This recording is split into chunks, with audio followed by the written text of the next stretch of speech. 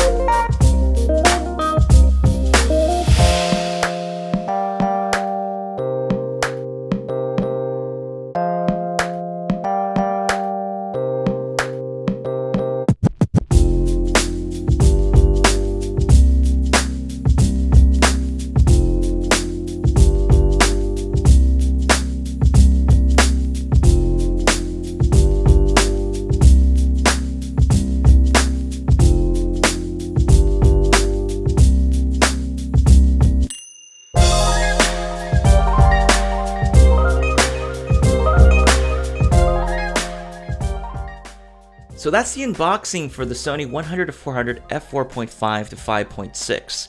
It is a little bit upsetting that I ordered the box, B&H photo, one-day delivery, and it had this really bad gash on there. B&H has a tendency not to use a lot of padding in their shipments, but you really shouldn't have to deal with something like this. Now, I doubt any issue with the lens will happen, but I mean, come on. I mean, I'd like to have a pristine box when it comes in the mail. Hopefully, that's kind of the idea. All right, moving on.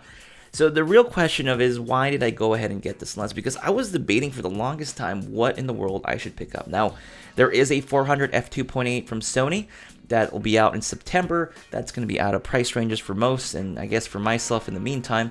But I definitely wanted to add a longer telephoto lens. Now, I currently have been using my Sigma 120-300 f2.8. It's been an amazing lens. I used it when I had Canon cameras, and then when I transitioned over to Sony, I was able to use the Sigma MC11 adapter and get even more functionality out of it. And over time, the MC11 adapter improved, and I was able to get decent autofocus performance with up to 15 frames per second using the Sony A9. However, it never gave me the absolute best results in terms of just autofocusing. When it hit, the quality of the images were fantastic. When it didn't hit, it was soft and slightly out of focus, and those were the moments that I didn't want to experience. Now, the Sony A9, I've mentioned before, as a technological marvel. It just works. Its autofocusing is amazing, 20 frames per second, and I wanted to pair it up with glass that was going to take full advantage of that technology. Why wouldn't you? Now, I know that the lens is 5.6 at the furthest length. So for those of you that don't quite understand, at 100 millimeters, it's at 4.5 aperture.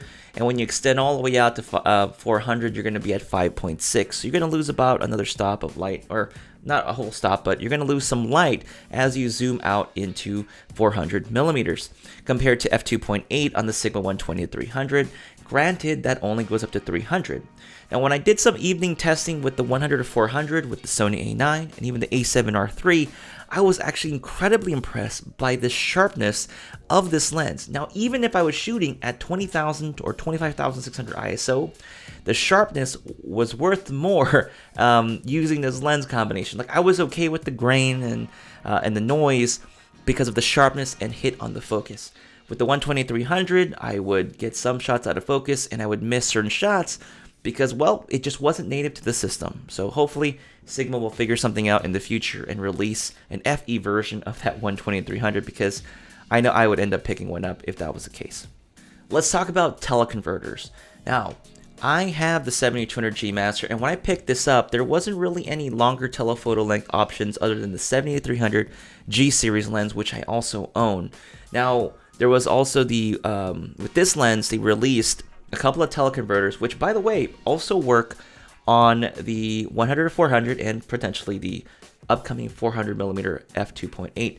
And there's only, I think, one other lens that uses the teleconverters, but I own the 1.4x teleconverter as well as the 2x teleconverter. And quite frankly, I've been extremely happy with the 1.4x teleconverter with my 7200G Master. The 2x teleconverter has never been an adapter that I've really liked having on my lens. It gives me some soft results that I was never happy. And when I did do some tests with my loaner unit that I had of the 100-400, I found that using the 2x teleconverter with the 7200 at 400 millimeters. So when you use this 2x teleconverter and you pair it up with the 7200, you'll get an effective reach of 400 millimeters at f5.6. Compared to this one here at 5.6 at 400 millimeters, this was definitely sharper. So one more reason why I got this lens is just the fact that it's actually really light. I know you won't believe this, but the 100-400 is actually lighter slightly than the 70-200.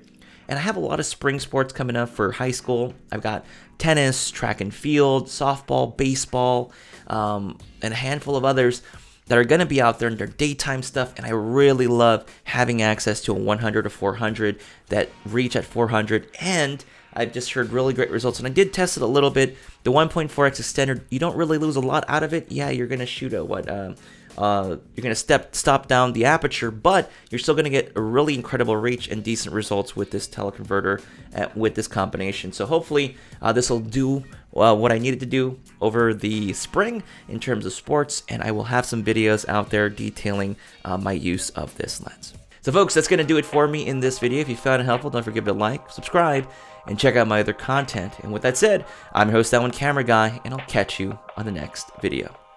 Bye.